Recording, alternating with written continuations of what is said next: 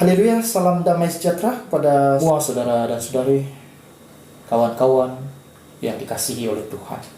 Pada kali ini perkongsian saya ialah tentang penjahat yang disalibkan, diselamatkan.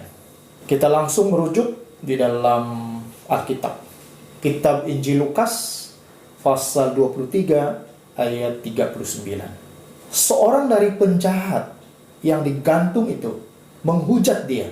Katanya, "Bukankah engkau adalah Kristus? Selamatkanlah dirimu dan kami." Ayat 40. Tetapi yang seorang menegur dia. Katanya, "Tidakkah engkau takut juga tidak kepada Allah, sedangkan engkau menerima hukuman yang sama?" 41.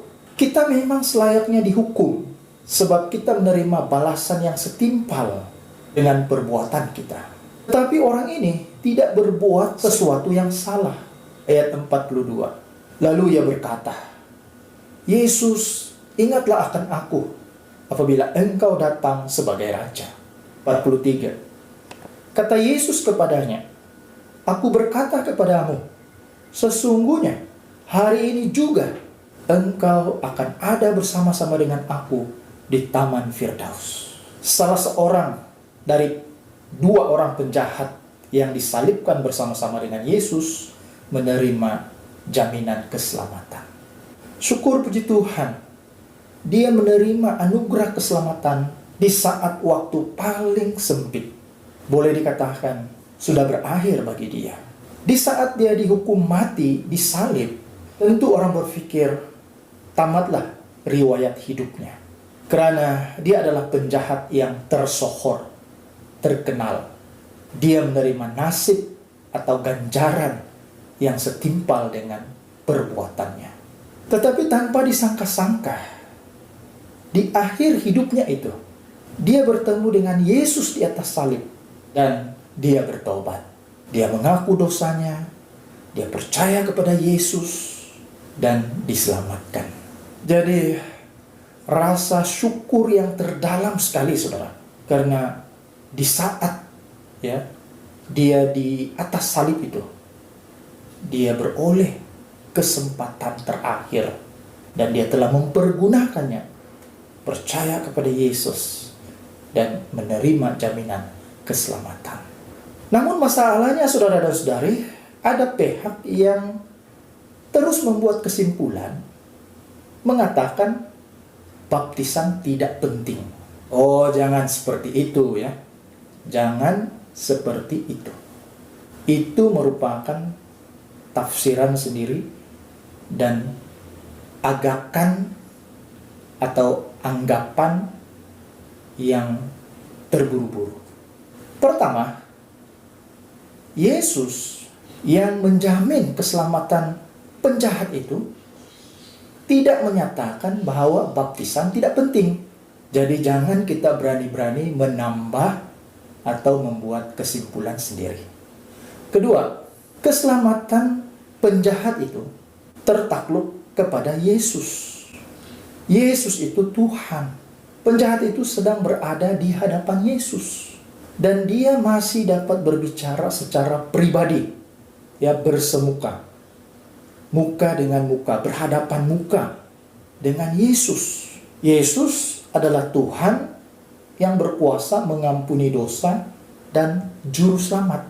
Jika saudara dan saudari dapat kesempatan seperti penjahat itu di alam nyata, bukan mimpi-mimpi atau penglihatan-penglihatan, tetapi secara berhadap-hadapan, muka dengan muka, ya, secara alam nyata, dan Yesus mengistiharkan saudara selamat, pasti saudara selamat.